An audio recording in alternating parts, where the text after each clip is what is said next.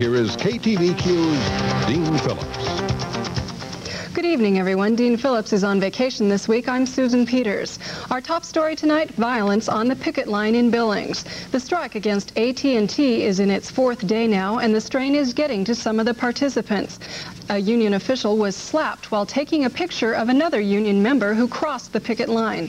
We'll have more on the conflict later in this newscast. The slogan is reach out and touch someone, but this probably isn't what the company had in mind. While national negotiators work to resolve the phone company strike, AT&T workers in Billings resorted to minor violence on the picket line. Jan Falstead has more.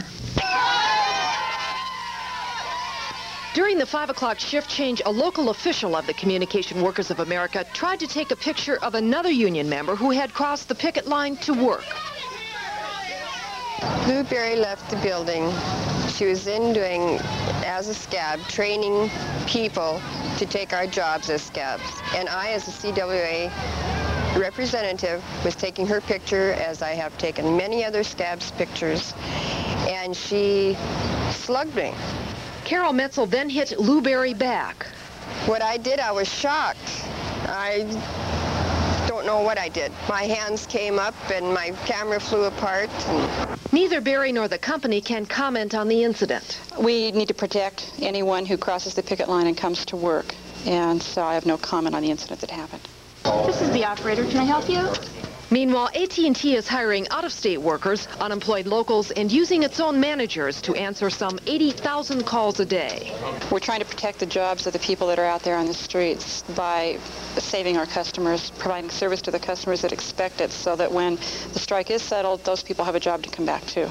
The union claims AT&T is trying to roll back wages at a time the company is making a considerable profit. As for the slapping incident, union official Carol Metzler says she's considering possible legal action.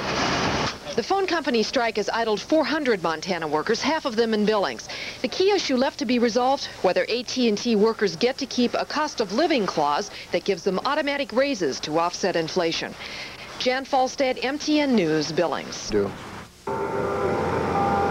The situation isn't as positive for 250 local 7640 workers of America who have seen their bargaining power dwindle the last couple of days. They have been told the Billings AT&T office has filled all of their jobs with 185 temporary operators and communication technicians.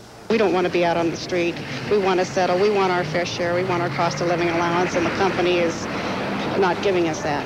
A scuffle broke out between strikers and non-union workers Tuesday, but the picket line hasn't stopped a flood of temporary workers from accepting jobs at minimum wage from AT&T. This is Jim Stage for Straight 8 News Service.